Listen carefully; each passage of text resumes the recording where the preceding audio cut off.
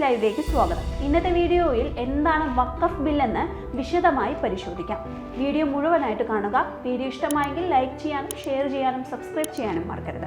ഇസ്ലാമിക നിയമപ്രകാരം മതപരവും ജീവകാരുണ്യപരവുമായ ആവശ്യങ്ങൾക്കായി ദൈവത്തിന്റെ പേരിൽ സമർപ്പിച്ചിരിക്കുന്ന വസ്തുവിനെയാണ് വഖഫ് എന്ന പദം കൊണ്ട് ഉദ്ദേശിക്കുന്നത്.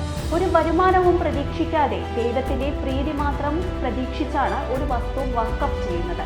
തടഞ്ഞു വെക്കുക, വിലക്കുക അല്ലെങ്കിൽ നിർത്തുക എന്നർത്ഥം വരുന്ന അറബി പദത്തിൽ നിന്നാണ് വഖഫ് എന്ന വാക്കിന്റെ ഉത്ഭവം.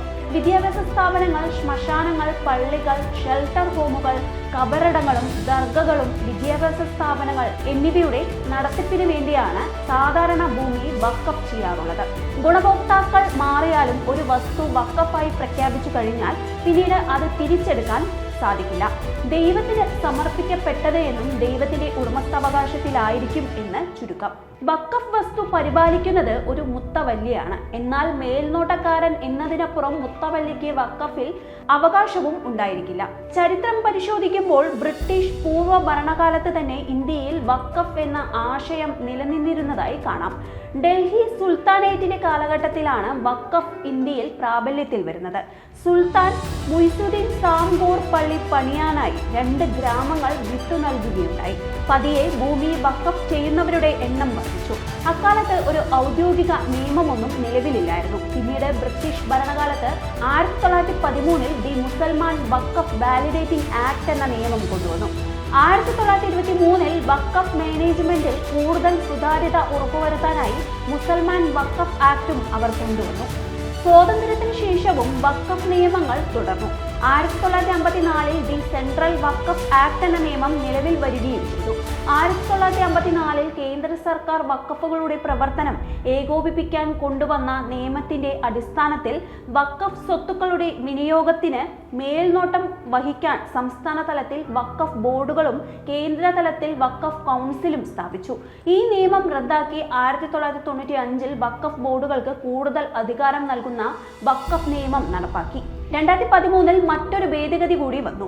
ഈ ഭേദഗതി നിയമപ്രകാരമാണ് ഇപ്പോൾ വഖഫിന്റെ പ്രവർത്തനം. ഓരോ സംസ്ഥാനത്തിനും ഓരോ വഖഫ് ബോർഡുണ്ട്.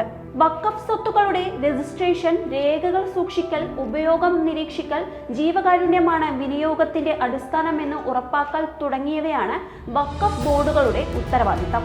വ്യക്തിഗത വഖഫ് സ്വത്തുക്കൾ കൈകാര്യം ചെയ്യുന്ന മുത്തവല്ലികളെ നിയമിക്കുന്നതും വഖഫ് ബോർഡാണ്.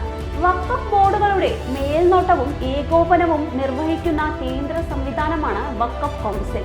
വഖഫ് സ്വത്തുക്കൾ ഇസ്ലാമിക തത്വങ്ങൾക്കനുസൃതമായും സാമൂഹിക ക്ഷേമത്തിനും ഉപയോഗിക്കുന്നുണ്ടെന്ന് ഉറപ്പാക്കൽ, വഖഫ് ബോർഡുകളുടെ ഏകോപനം, നയരൂപീകരണം, തർക്കപരിഹാരം തുടങ്ങിയവയാണ് വഖഫ് കൗൺസിലിന്റെ ചുമതല.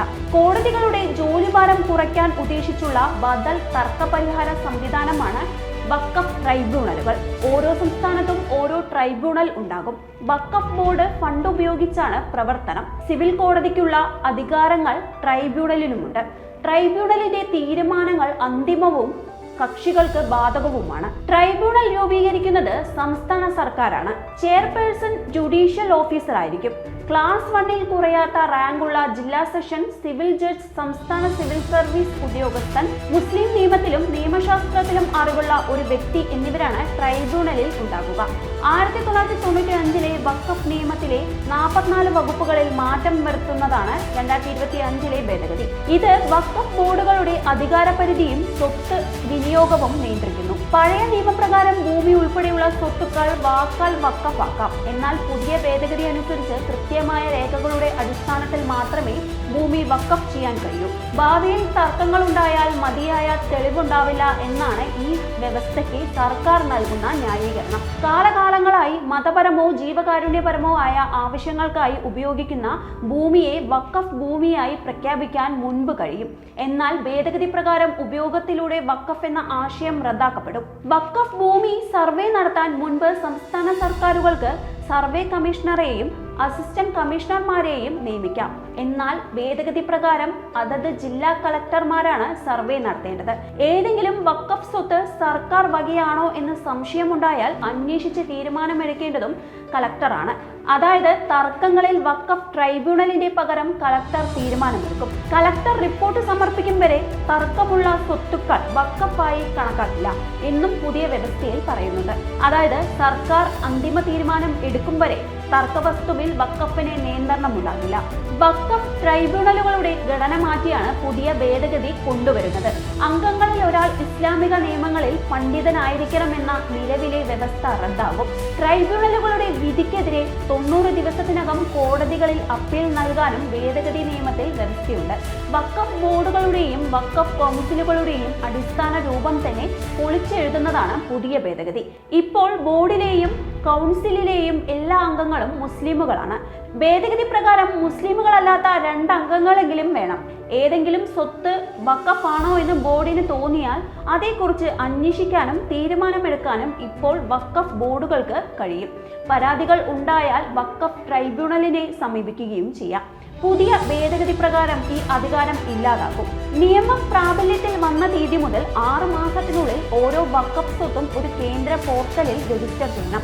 എന്നിരുന്നാലും തിരഞ്ഞെടുത്ത കേസുകളിൽ വഖഫ് ട്രൈബ്യൂണലിന് സമയപരിധി നീട്ടാൻ കഴിയും. സർക്കാർ സ്വത്തുക്കൾ ഇതിൽ ഉൾപ്പെട്ടിട്ടുണ്ടെങ്കിൽ കളക്ടർ അല്ലെങ്കിൽ സർക്കാർ ഉദ്യോഗസ്ഥൻ അന്വേഷണം നടത്തും.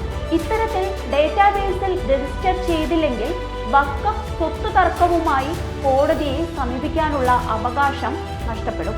വഖഫ് ട്രൈബ്യൂണലിന് ജില്ലാ ജഡ്ജി, ജോയിന്റ് സെക്രട്ടറി തലത്തിലുള്ള സർക്കാർ ഉദ്യോഗസ്ഥൻ എന്നിവരാകും അംഗങ്ങൾ. 14 ഭേദഗതികളിൽ നേരത്തെ ബില്ലിന്റെ ഭാഗമല്ലാതിരുന്ന 2 സുപ്രധാന വ്യവസ്ഥകൾ കൂടിയുണ്ട്.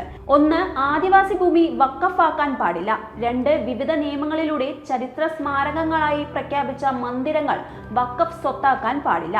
ഇത്തരത്തിൽ വഖഫായി പ്രഖ്യാപിച്ചിട്ടുണ്ടെങ്കിൽ അവ പുതിയ നിയമം നിലവിൽ വരുന്നതോടെ റദ്ദാകും. തർക്കമുള്ള കേസുകളിൽ വഖഫ് സ്വത്തുക്കൾ വിജ്ഞാപനം ചെയ്ത് 2 വർഷം കഴിഞ്ഞാലും കൃത്യമായ തെളിവുണ്ടെങ്കിൽ കേസിന് പോകാം.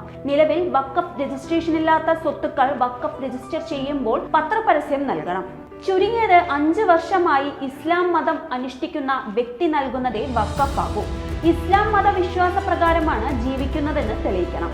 വഖഫ് ബോർഡുകളിലേക്കുള്ള വഖഫ് സ്ഥാപനങ്ങളുടെ നിർബന്ധിത സംഭാവന 7% നിന്ന് 5% കുറയ്ക്കും. 1 ലക്ഷം രൂപയിലേറെ വാർഷിക വരുമാനമുള്ള വഖഫ് സ്ഥാപനങ്ങൾ സംസ്ഥാന സർക്കാർ ഓഡിറ്റർമാരുടെ പരിശോധനയ്ക്ക് വിധേയമാകണം. തർക്കങ്ങളിൽ വ്യവഹാരങ്ങൾ ദീർഘകാലം നീണ്ടു നിൽക്കുന്നത് ഒഴിവാക്കാൻ വഖഫ് സ്വത്ത് തർക്കങ്ങളിൽ 1963 ലിമിറ്റേഷൻ ആക്ട് ബാധകമാക്കും. സ്ത്രീകളുടെ അവകാശങ്ങൾ സംരക്ഷിച്ചുകൊണ്ട് മാത്രമേ സ്വത്തുക്കൾ വഖഫ് സ്വത്തുക്കളായി പ്രഖ്യാപിക്കുകയോ കൈമാറുകയോ ചെയ്യാനാകൂ. സ്വത്തുക്കൾ വഖഫായി പ്രഖ്യാപിക്കുന്നതിന് മുൻപ് സ്ത്രീകളുടെ പിന്തുടർച്ചാവകാശങ്ങൾ നൽകിയിരിക്കണം. വിധവകൾ, വിവാഹമോചിതകൾ, അനാഥകൾ എന്നിവർക്ക് പ്രത്യേക പരിഗണനയും നൽകുന്നു. ഇന്ത്യയിലെ സംസ്ഥാനങ്ങളിലും കേന്ദ്രഭരണ പ്രദേശങ്ങളിലുമായി 32 വഖഫ് ബോർഡുകളാണ് ഉള്ളത്. ഏകദേശം 1 ലക്ഷം കോടി രൂപ വിലമതിക്കുന്ന 8.72 ലക്ഷം സ്വത്തുക്കൾ വഖഫിന്റെ കീഴിലുണ്ടെന്നാണ് കണക്കുകൾ വ്യക്തമാക്കുന്നത്.